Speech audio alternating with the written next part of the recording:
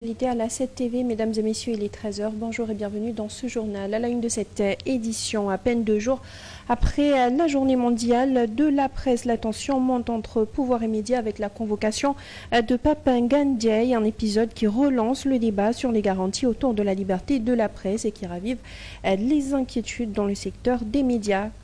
Et puis en économie, pour les 20 prochaines années, la gestion des chantiers navals de Dakar sera à la charge du groupe néerlandais Damen Holding BV. L'annonce a été faite par Babacar Faye, un choix engagé dans un contexte de fortes attentes sur la souveraineté et la performance économique. Et puis économie, toujours à l'approche de la Tabaski, Léodem Borosso, président de la convergence des éleveurs du Sénégal, présage une hausse du prix du mouton cette année, en cause la cherté de l'aliment de bétail et l'insécurité au Mali. Voilà tout pour l'essentiel des titres. Le développement, c'est tout de suite.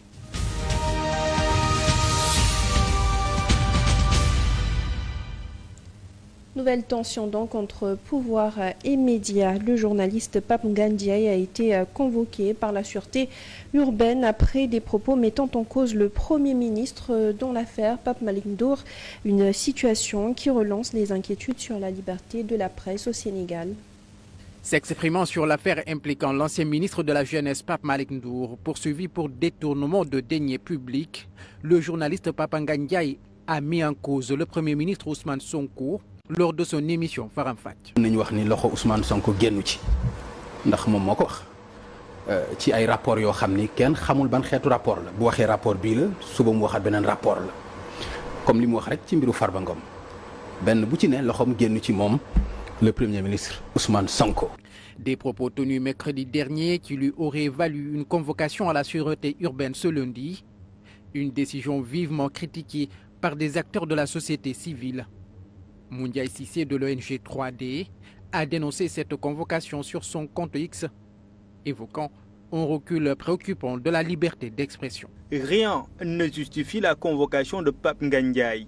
Pour un oui ou pour un non, d'honnêtes citoyens sont convoqués. D'autres vivent déjà sous contrainte, comme assigné à travers des bracelets électroniques. Ce nouvel épisode relance le débat sur les relations entre les médias et les autorités, jugées de plus en plus tendues depuis l'arrivée du régime Diomaye Sonko. En octobre dernier déjà, les journalistes Maïmouna Ndour Faye et Babacar Fall avaient été interpellés manu militari.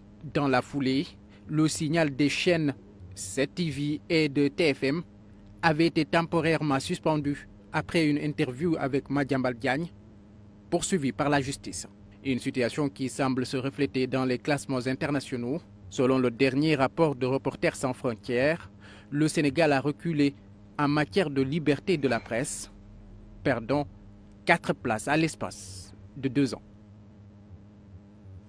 Et puis à l'occasion de la journée internationale de la liberté de la presse, le Conseil pour l'observation des règles d'éthique et de déontologie des médias a organisé un panel en collaboration avec les associations de presse placé sous le thème « Le rôle des professionnels des médias dans la promotion de la paix ». La rencontre a servi de cadre de réflexion sur la responsabilité du secteur. Nous vivons dans un monde assez troublé. Je ne vous apprends rien à côté au Mali, vous savez ce qui se passe là-bas, et que nous, dans le travail que nous faisons tous les jours, nous sommes appelés à couvrir tous les événements. Et dans la couverture de ces événements, nous pouvons bonnement contribuer à la paix ou être des pyromanes, que ce soit la presse sportive, que ce soit les femmes dans les médias, parce que chaque entité a sa sensibilité et que toutes les entités mises ensemble apporter un peu sa partition. Vous avez écouté à travers les différents panélistes et les discutants et un peu les questions qui ont été posées, que les gens sont conscients quand même du rôle que nous devons toujours jouer et garder à l'esprit que ce rôle-là, quand on est à l'antenne, à la radio, à la télévision, quand on écrit, il faut faire très attention à ce que nous disons, à ce que nous écrivons, parce que c'est important. Les mots, un mot déplacé peut avoir des conséquences désastreuses. Une image qui aurait pu être censurée, parce que aussi le journaliste dans certaines circonstances, il faut le dire, doit faire de l'autocensure quand ça va dans le sens de la paix. Parce que rien ne vaut de mettre l'huile sur le feu et qu'on soit le premier à périr, parce que comme on nous l'apprend dans les écoles de journalisme, le meilleur des journalistes, c'est le journaliste qui ne laisse pas sa vie en allant en reportage. Pendant ce temps, la réforme du code électoral continue de faire des vagues. Les députés non inscrits annoncent qu'ils ne déposeront aucun recours après l'adoption du texte porté par PASTEF tout en dénonçant une loi jugée politiquement suspecte et juridiquement fragile. Ils accusent la majorité d'un passage en force et pointent une cacophonie institutionnelle après l'annonce du chef de l'État d'une réforme à venir. Les signataires disent désormais attendre un projet inclusif et consensuel au nom de la stabilité du cadre électoral et du respect de l'état de droit. Politique toujours, à quelques jours du Sargal du président de la République Hambourg. La coalition Diomaye président accélère la cadence face à la presse. Les responsables de la coalition ont annoncé une démonstration de force politique promettant un moment d'ampleur nationale. Cette rencontre sera également l'occasion de dresser le bilan des 2 années de gouvernance du président Bassirou Diomaye Faye. La coalition Diomaye président se projette déjà vers son meeting prévu à Hambourg, à 4 jours du Sargal dédié au président de la République dans ce département. Elle promet de faire vibrer le stade Caroline avec une mobilisation d'envergure. Le stade Caroline Faye de Hambourg va trembler. Il ne tremblera pas sous le poids de la colère, soyez rassurés, mais le stade tremblera, Inch'Allah, sous le poids de la dignité retrouvée. Selon les responsables de la coalition, le choix de Hambourg n'est pas fortuit. Au-delà de l'ancrage du chef de l'État dans ce département, c'est également à cet endroit qu'il avait tenu son dernier meeting de campagne présidentielle. Marquant ses ultimes promesses électorales, ce rassemblement se veut ainsi une occasion d'évaluer les 24 mois de gouvernance de Bassirou Diomaye Faye. Il ne vient pas à Hambourg pour faire des promesses. Il vient à Hambourg pour présenter des solutions opérationnelles, après avoir dit ce qu'il a fait et ce qu'il veut faire du Sénégal. Lors du meeting du 9 mai, le président se dévoilera un nouveau plan d'action concret pour répondre à chaque problème. Pour assurer la réussite de l'événement, le comité préparatoire affirme ne vouloir laisser aucun détail au hasard.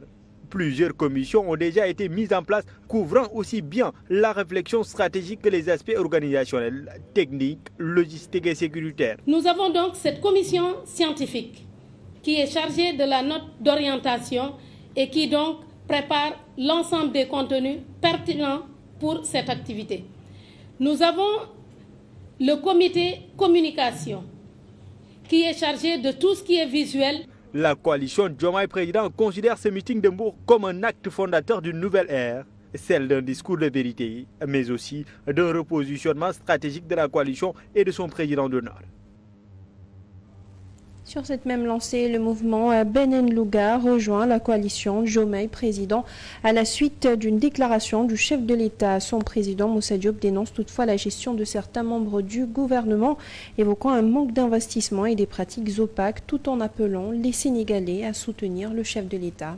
Nous qui sommes Lougatois est complètement laissés en rade. Au même moment, des localités comme Touba vont recevoir des projets stratégiques et structurants comme la construction d'un grand aéroport de plus de 2000 hectares. Louga n'a été cité que pour la construction d'une prison de plus de 1000 places. Et nous, dignes fils de Louga, nous disons non.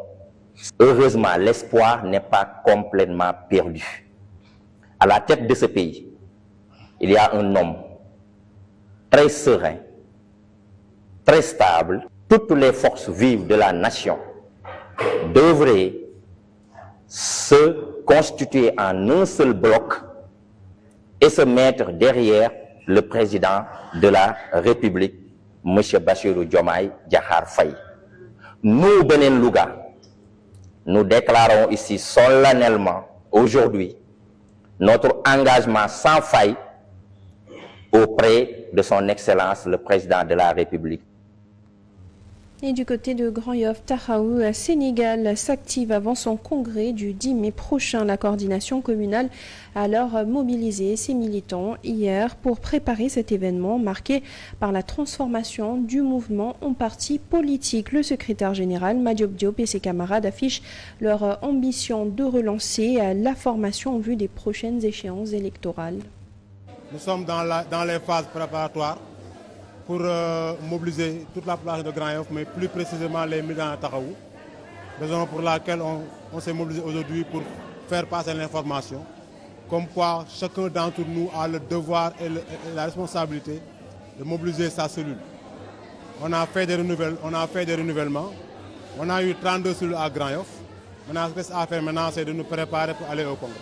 Parce que nous voulons, Taxawu Sénégal est une plateforme actuellement, mais on va en faire un parti politique.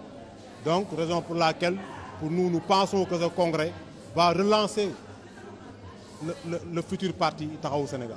Notre devoir et notre rôle, c'est de nous battre pour que Taxawu puisse avoir le maximum de maires au niveau national et reconquérir Dakar. Parce que Dakar était pour Taxawu.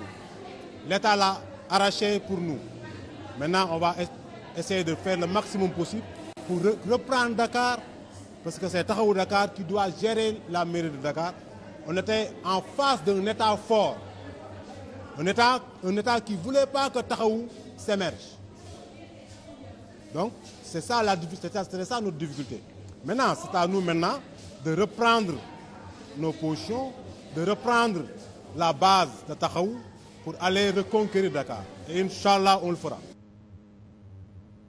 De l'Assemblée nationale, le contrôle de l'action gouvernementale se renforce. Hier, lundi, le ministre Moussa Bala Fofana s'est prêté à l'exercice du grand oral, saluant la pertinence des questions des députés au cœur des échanges, les pôles territoires et la future réforme de la décentralisation, avec l'objectif de mieux évaluer les politiques d'aménagement de l'État.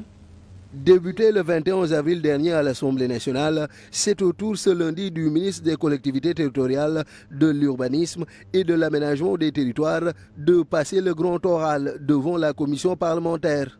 À l'issue de l'audition, c'est Moussa Bala Fofana satisfait qui s'est adressé à la presse. J'ai été agréablement surpris par la méthodologie, le fait qu'à notre arrivée, nous avions déjà les questions très claires, très précises qui ont été structurées à travers des questions sur le document d'exécution, des questions transversales. Les débats de fond ont porté entre autres sur différentes questions pointues qui englobent les préoccupations de chaque région du pays. Des débats de fond qui ont porté sur la doctrine d'aménagement du territoire et d'urbanisme, sur notre vision de la territorialité, sur notre politique urbaine qui doit accompagner le développement économique, sur le programme d'urbanisme et d'habitat qui doit aller au-delà des cadres juridiques, mais qui doit être même un indicateur de notre objectif de développement économique, parce que quand l'habitat et l'immobilier va, tout va. Les pôles territoires et l'acte 4 de la décentralisation en gestation se sont parés la part du lion lors des échanges.